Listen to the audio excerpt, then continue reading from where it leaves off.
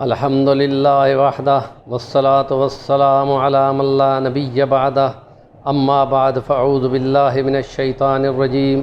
بسم اللہ الرحمن الرحیم ان تجتنبوا کبائر ما تنہون نکفر عنکم سیئاتکم وندخلکم مدخلا کریما وقال اللہ تعالی فی مقام آخر وَلَكُمْ فِي الْقِصَاصِ حَيَاةٌ يَا أُولِي الْأَلْبَابِ وقال اللہ تعالی فی مقام أخرى ومن قتل مؤمنا متعمدا فجزاؤه جہنم خالدا فيها وغضب اللہ علیہ ولعنہ وأعد له عذابا عظیما صدق اللہ العظیم رب اشرح لي صدری ويسر لي أمری واحلل عقدة من لسانی یفقہوا قولی قال النبی صلی اللہ علیہ وآلہ وسلم تسلیما کثیرا کثیرا اجتنبوا السبع الموبقات الشرك والسحر وقتل النفس التي حرم الله إلا بالحق وأكل الربا وأكل مال اليتيم وتولى يوم الزحف وقذف المؤمنات الغافلات صدق اللہ العظیم۔ قرآن مجید اور نبی پاک صلی اللہ علیہ وسلم کی احادیث مبارکہ میں کبائر کی بحث ہے۔ آج یہ چوتھا ولاگ ہے جس میں ہم کچھ کبائر کی باتیں کی ہیں، کبیر گناہ جس میں بندوں کے حق بھی مرتے ہیں اور اللہ کا حق بھی مرتا ہے، اس لیے بندوں کو معاف کرانے کے لیے بہت کچھ بولنا پڑے گا، اور جب وہ توبہ کرتا ہے اور سیدھا ہوتا ہے اور پھر مڑ کر دیکھنا اس کو بہت برا لگتا ہے، تو یوں سمجھو کہ اب اس نے صحیح توبہ کر لی ہے۔ اور پھر ان کبائر کے ذکر میں جو 7 ہلاک کر دینے والے گناہوں کی بات ہے، اس میں کل ہم نے شرک اور جادو پہ بحث کی تھی، آج ہم نے قتل کے بارے میں بحث کرنی ہے کہ قرآن مجید میں سورۃ بقرہ کے اندر 178 179 نمبر آیت میں اللہ فرماتا ہے کہ تمہارے لیے ہم نے یہ قتل کا بدلہ لکھ دیا ہے، اور پھر 79 میں فرمایا کہ وَلَكُمْ فِي الْقِصَاصِ حَيَاةٌ يَا أُولِي الْأَلْبَابِ، اور سورۃ النساء میں آگے فرمایا کہ جس نے مسلمان ہو کر مسلمان کو جان بوجھ کر قتل کیا تو اس کے لیے جو سزائیں ہیں وہ کسی اور گناہ کے لیے سزائیں نہیں ہیں۔ اتنی ہیبتناک اور اتنی سخت گناہ، اور خالدن کا لفظ بھی ہے۔ عموماً یہ کافروں کے لیے خالدن جہنم فیہا کا لفظ ہے، لیکن قتل اتنا خدا کو برا لگا ہے کہ اس نے خالدن کا لفظ یہاں بولا ہے۔ تو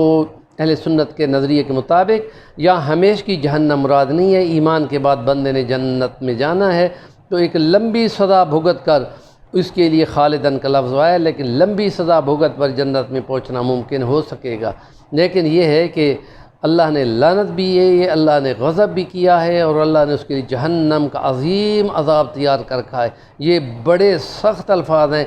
اس لیے مسلمان کا قاتل بننا بہت بڑا جرم ہے۔ اس لیے نبی کریم صلی اللہ علیہ وسلم کو بتایا گیا کہ یا رسول اللہ ایک بندے نے بندے کو قتل کیا ہے، آپ نے فرمایا قاتل اور مقتول دونوں گئے جہنم میں۔ حضرت ابوبکر صدیق بیٹھے ہوئے تھے، وہ فرماتے ہیں یا رسول اللہ وہ تو مقتول تھا، آپ نے فرمایا وہ حریصن،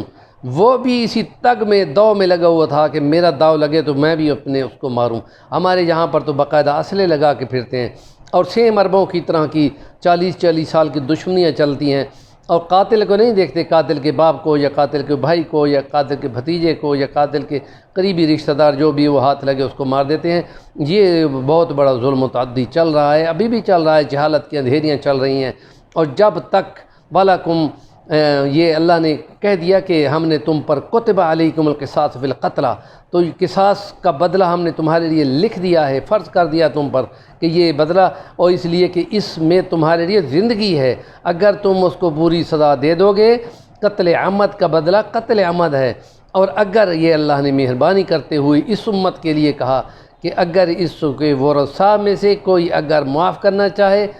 تو معاف کر سکتا ہے، اور اگر کوئی مالی امور طے کرنا چاہے تو 100 اونٹ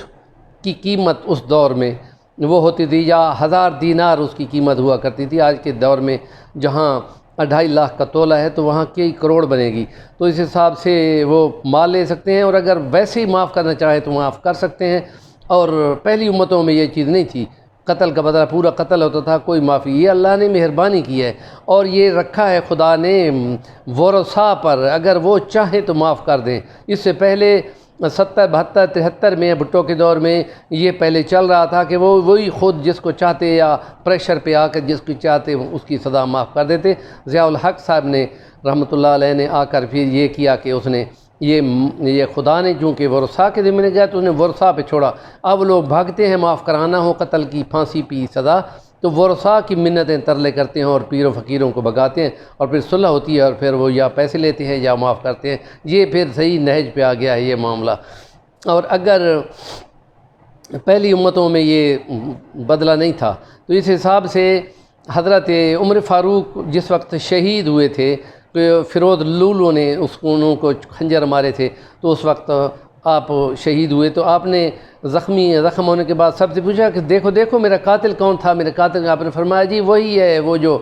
گھڑیاں بنانے والا تھا، جو انجینئر ٹائپ بندہ تھا اور اس نے کہا تھا کہ میں وہ چرخی بناؤں گا کہ قیامت تک چلتی رہے گی۔ نے فرمایا اچھا وہ بنایا، اس نے مارا ہے مجھے، شکر الحمدللہ میرا کوئی مسلمان قاتل نہیں تھا۔ اس لیے کہ اس کی یہاں پہ وارننگ موجود ہے کہ وہ دونوں اس لیے جائیں گے کہ دونوں ایک دوسرے کو قتل کے تگوں میں ہوتے ہیں، ان کی نیتیں یہی ہوتی ہیں، تو اس کے لیے وارننگ ہے۔ اور قرب قیامت میں زیادہ سے زیادہ بندوں کا قتل میں ہو جانا یا مر جانا، یا ایک اور حدیث میں یوں ہے کہ کسی کو معلوم نہیں ہوگا کہ قاتل کو معلوم نہیں ہوگا کہ میں نے کیوں قتل کیا، اور مقتول کو یہ نہیں معلوم ہوگا کہ میں کیوں قتل ہوا۔ یہ قرب قیامت کی علامتوں میں سے علامت ہے۔ تو ان واقعات میں یہ ہوا کہ اس میں قتل عمد کے بارے میں تھوڑی سی کچھ باتیں آپ کی ہیں، تو اس کو نیکی کی باتوں کو آپ آگے